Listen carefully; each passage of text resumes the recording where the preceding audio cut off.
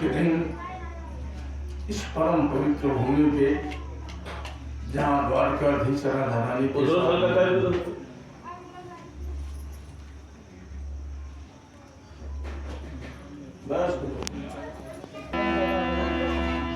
इस पवित्र भूमि की प्राप्ति के लिए सारी देव देवियां, आप जितने भी संत महात्मा, जितने भी घर से जहां से चल करके आप आए हो और इस अमृत रूपी प्रसाद को पाकर जाओगे तो जाने वाले को पूछता है कहां से आ रहे हो, तो आप बताना मैं श्रीमद् भागवत सच्चिदानंद की कथा सुनकर आ रहा हूं। आने वाला काल भी तुम्हारी रास्ता तुम्हें छोड़ देगा। कोई दुश्मन नजर नहीं आएंगे, दुश्मन भी अपने बन जाएंगे, प्यारे बन जाएंगे, प्रेमी बन जाएंगे, प्रीतम बन जाएंगे।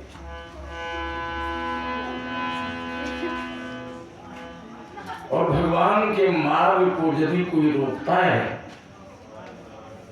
तो समझ जाओ उसकी रक्षा स्वयं भगवान करते हैं, कोई मनुष्य नहीं कर सकता।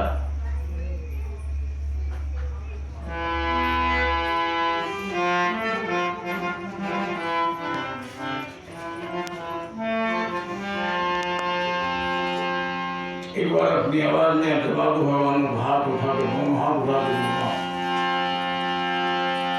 बोलो श्री वृंदावन बिहारी लाल की जय, सच्चिदानंद भगवान की जय, मुकुंद माधव भगवान की जय। हरि सोना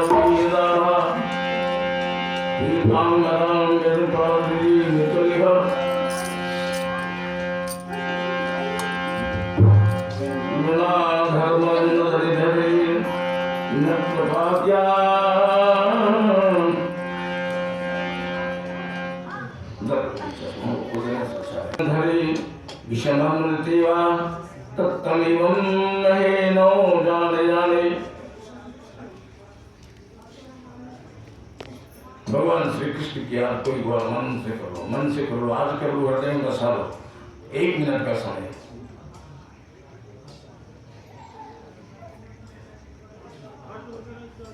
क्या पता जीवन में फिर ऐसी श्री शक्ल को आप देख सको ना सको,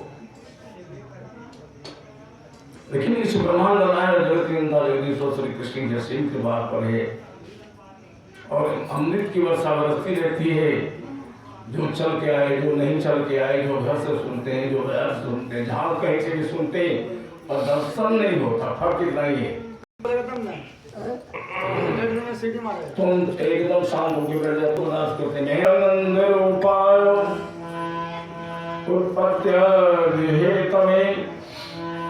तापत्रय विनाशाय श्री कृष्णाय वयं नमः। श्रीमद् भागवत जी के प्रथम श्लोक है और हम लोग आज कहाँ पहुंच गए? 7वें दिवसीय, जहाँ श्री कृष्ण मुकुंद माधव बड़े स्वरों में बैठकर कुछ चिंतन मनन कर रहे थे द्वारिका में। इसी बीच महारानी रुक्मिणी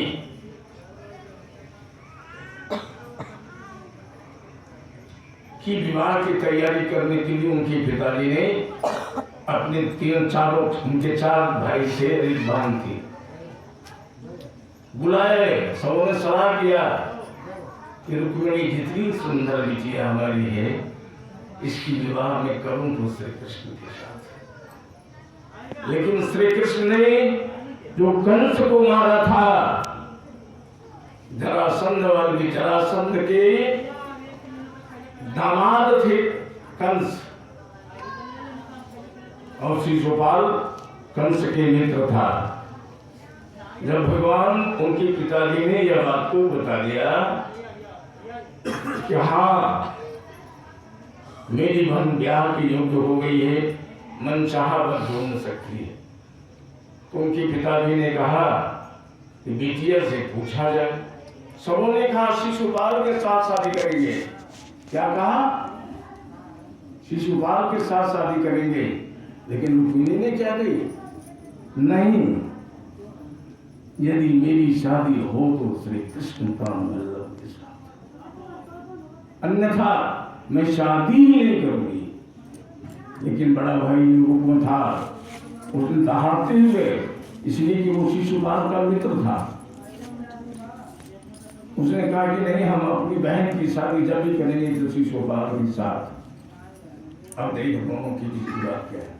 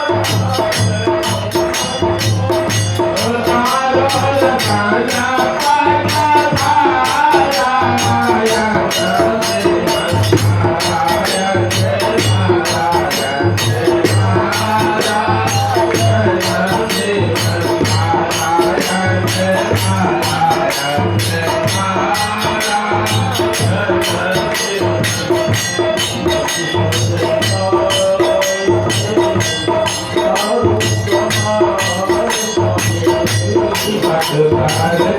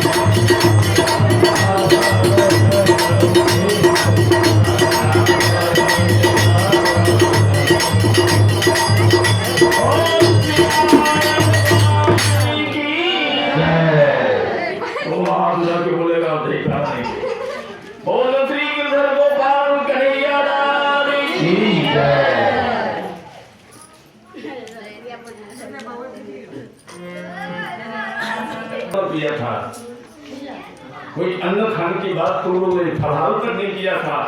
जब जल्दी नहीं पीना है, अन्न नहीं खाना है, फलाहार नहीं करना, तो अच्छी कथा। अब परीक्षा जैसे जाना थे परीक्षित, जिसने दूसरे की इच्छा के लिए अर्थात स्वर्ग प्राप्ति के लिए इस अनंत मधुसूदन भगवान श्री कृष्ण चंद्र को पूर्णमयी अमृतमयी कथा प्रदान में श्रवण करने का एक वक्त दिया है, जो कलयुग में महायज्ञ माना जाता है। इस यज्ञ के क्या मानते हैं? ज्ञान यज्ञ। यहाँ आने से अज्ञानियों को भी ज्ञान होती है, और बिल्कुल यह मां सत्य मान के चलो। वो कैसी कथा है देखो। इति सर्वे सुगंधरब्धा बाणा रुद्र दक्षिता इत भाग्य विचातेनो शिशुपाले निगागमः। श्री शुक्रदेव जी महाराज कहते हैं, इस कथा को कहते समय महाराजा परीक्षित को इस प्रकार का यह वचन सुनकर मन में भाया। और कुछ ऐसे राजा थे जो शिशुपाल के साथी थे, उन्होंने क्या किया? क्रोध से आग बबूले हो उठे। मैंने तो अपनी बहन की विवाह तय किया शिशुपाल के साथ। अभी शिशुपाल की बहन राजकन्या राज दुलारी महालक्ष्मी है। उस महालक्ष्मी से ही तो पूछ कर देखो। लेकिन ऐसे ना पूछकर, वो पूछकर यूं शादी करने की कोशिश किया। कौन? जिनकी बेटी हुई।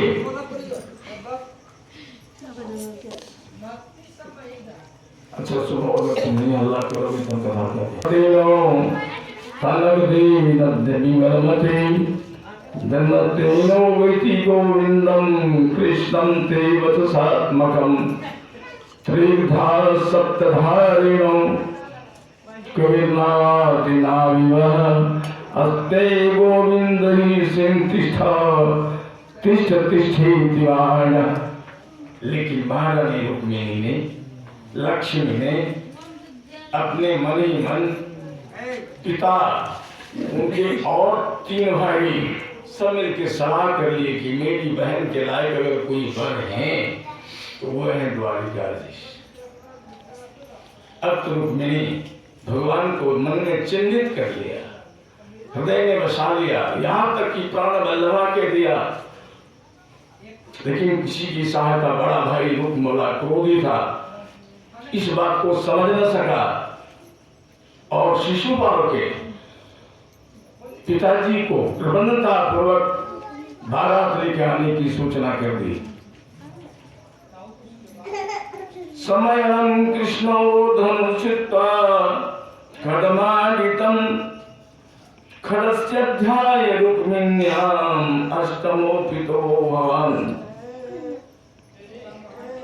अष्टम्यां तो परं वर्जित नो चान्यानि धनुतया कृष्णं विधाय दिव्यानां पंचाभीशतुलांगमे।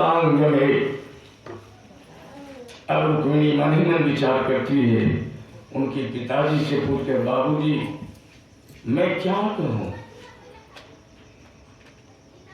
उनके पिताजी ने कहा छेदीराज के दमघोष पुत्र शिशुपाल बारात लेके परसों आएगी।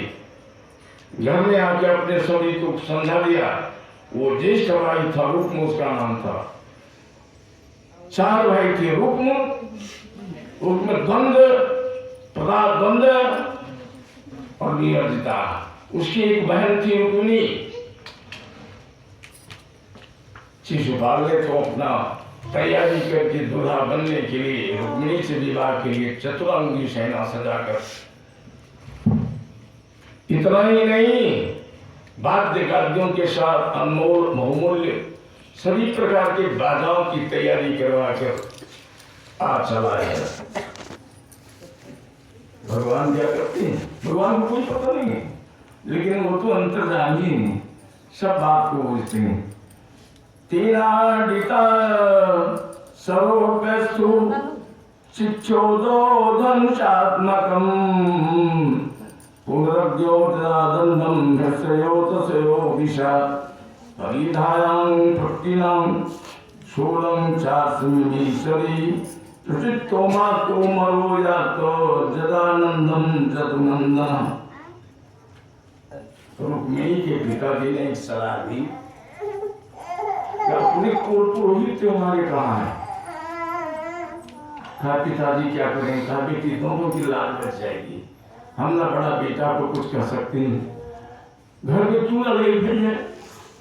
इसकी निदान करने के लिए हमारे पुरोहित क्यों होते हैं? पुरोहित शब्द का अर्थ क्या है?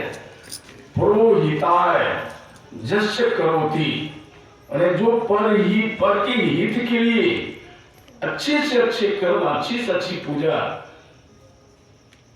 वेद ज्ञानी के तरह आपके घर में करते आए हैं, वो आपकी भलाई की बात करेंगे। तो रुक्मिणी के पिताजी ने अपने कुल पुरोहित को बुला करके और रुक्मिणी एक पत्र लिखती है, हे जदुनंदन कोमल नयन भगवान विष्णु, हे श्री कृष्ण,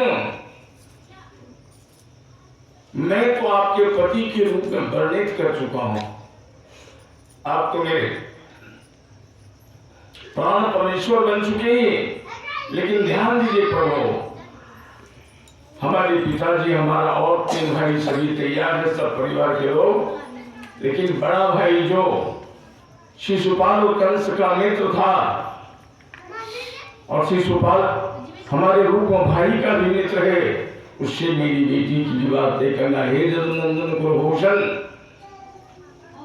मैं अपने नयन काजलों से ये पत्र लिखती हूं कि परसों के दिन महादेवी बगीचे में मेरी पूजन करने को मैं जाऊं और आपसे मेरी मुलाकात अर्थात ग्रहण हुई, आप हमको कर लेंगे, चिंता नहीं, आपको अंतर्यामी।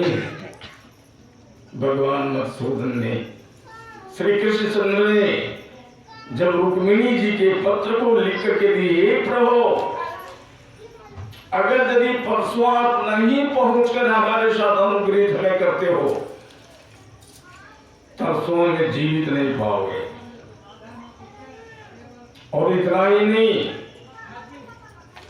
कहीं सिंह का हिस्सा शियार ले गया, तो फिर ये रुक्मिणी जो आप पर विश्वास बना रखी है, उसकी विश्वास खो जाएगी।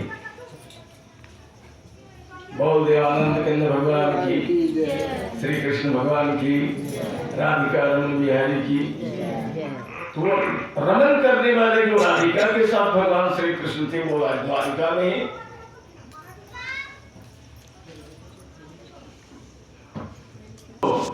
पुरोहित पहुंच करके ये पत्र देते। भगवान लगता है कि भगवान पहले से प्रतीक्षा कर रहे थे, कर जोड़े खड़े।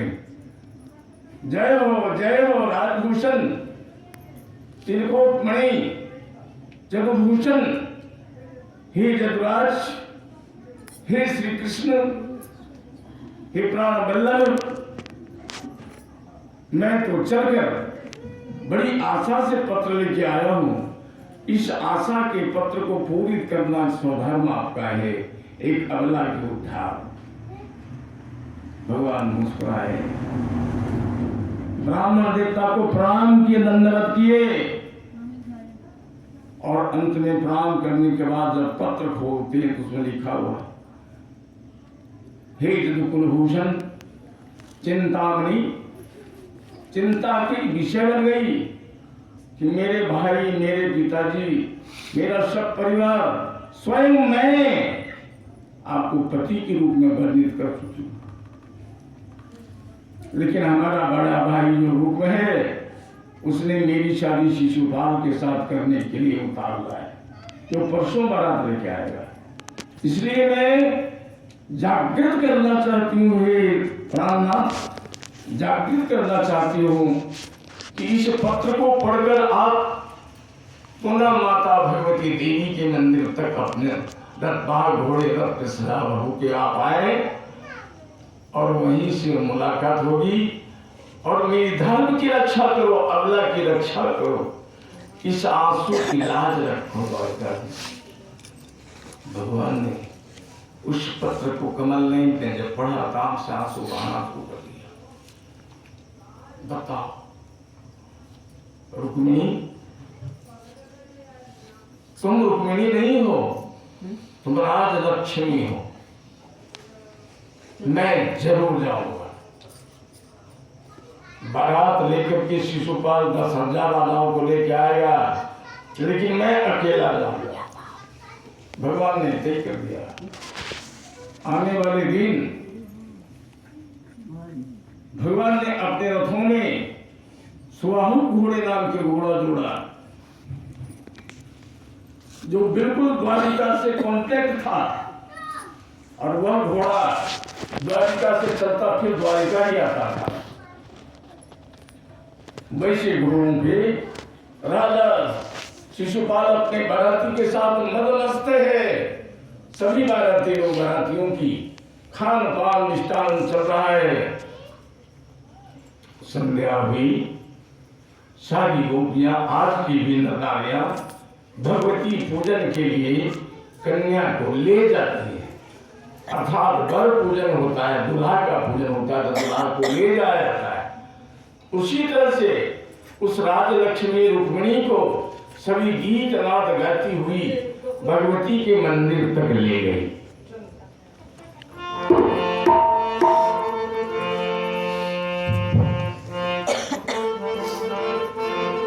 मंदिर बनाई गौरी पूजा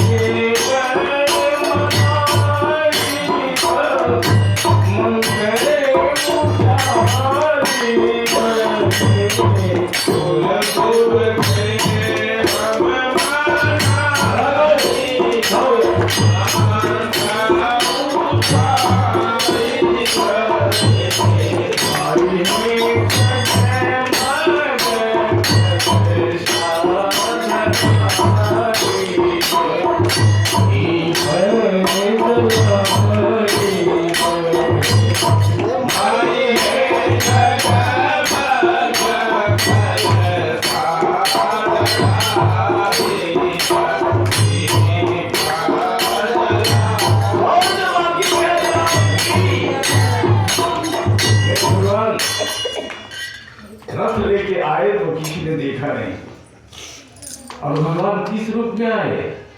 रुक्मिणी राज रानी, लेकिन भगवान राज रानी श्री महारानी बनकर के आए। भैया घोड़ा को मंदिर से पीछे लगा दिया, घोड़े को इशारा कर दिया, कोई आने वाला है, वही तेरा छापेगा, तुम्हारा काम चल देना है। रुक्मिणी के आगे पीछे भगवान घूमने लगे। लोग समझते हैं विवाह शादी में तो बहुत सारी जो जहां से भी आती है, जहां की राजधानी आती है, सब आती है, सब होती है, उसी में से कोई एक ही होगा। और भगवान मुकुंद माधव रुक्मिणी जी से पूजा करवा रहे हैं। ऐसे भगवान, ऐसे भगवती को चढ़ाओ, ऐसे नैवेद्य चढ़ाओ, धूप दीप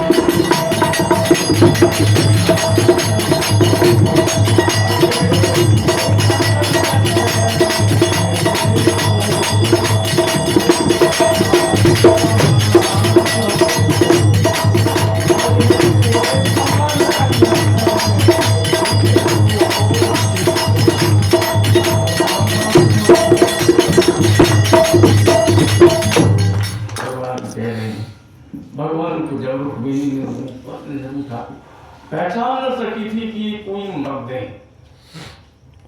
ये औरत के सिवा हो कैसे सकते हैं मर्द, लेकिन भगवान का आवाज मर्द का था। रुक्मिणी ने जब पहले तो नहीं पहचान सकी, तत्पश्चात जब भगवान की आवाज को भरपूर सुन ली तो रुक्मिणी बड़ी खुश हो गई और खुश होकर रुक्मिणी ने कही, जदुनंदन कुलभूषण आप ही हो? हाँ देवी मैं हूं, किसी को मत कहना।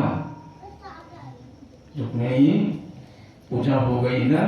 हाँ, किसी को मत कहना, जाओ और अभी तुरंत सर धर कर माता रानी का प्रसाद ले लो और माता रानी के आशीर्वाद को लेके जाओ। इस मंदिर के पीछे रथ लगी हुई है, मानिक चंद घोड़े जोड़े पड़े हैं, तुम जाओ और उस रथ को एकदम सिर पकड़ लो। कहा परमात्मा आप कैसे जाओगे? कहा मैं घूंघट लेके झांक लूंगा, पीछे बैठ जाऊंगा, पर रथ तुम्ही को हांकना होगा। कहा प्रभु आपके रहते? कहा हांकने की जरूरत नहीं, तुम रक्षा पकड़ चलेगा। रुक्मिणी चलती धीरे धीरे धीरे, लोग सहेलियां हजारों को साथ हैं, वो समझ रहे कहीं और पूजा करने जाती हूँ, लेकिन भगवान रुक्मिणी को रथ पर बिठा करके रथ की चाबी पकड़ा दिया और पीछे में घूंघट लेकर के दुल्हन की तरफ बैठ गए। और वो घोड़ा वहां से यूं ही छूटा, कहाँ रुका? द्वारिका द्वारिका द्वारिका द्वारिका, क्या द्वारिका?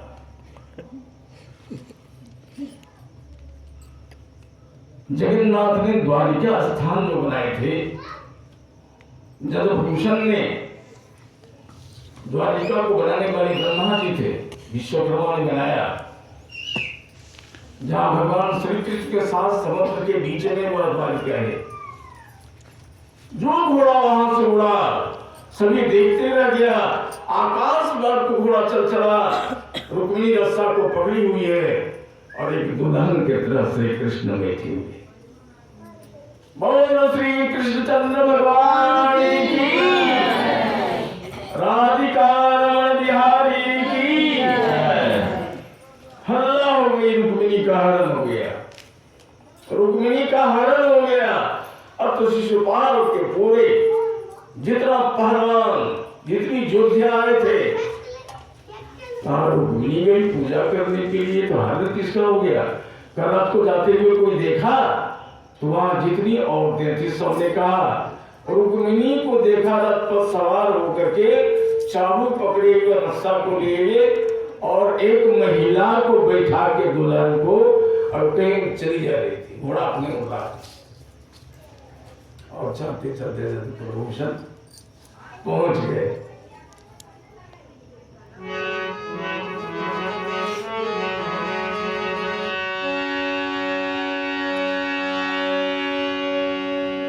मदगागर सुंदरम धाराणां परिपातक ततोरुन्धन्ति मादेवं खड्गपाणि श्रेयार्य।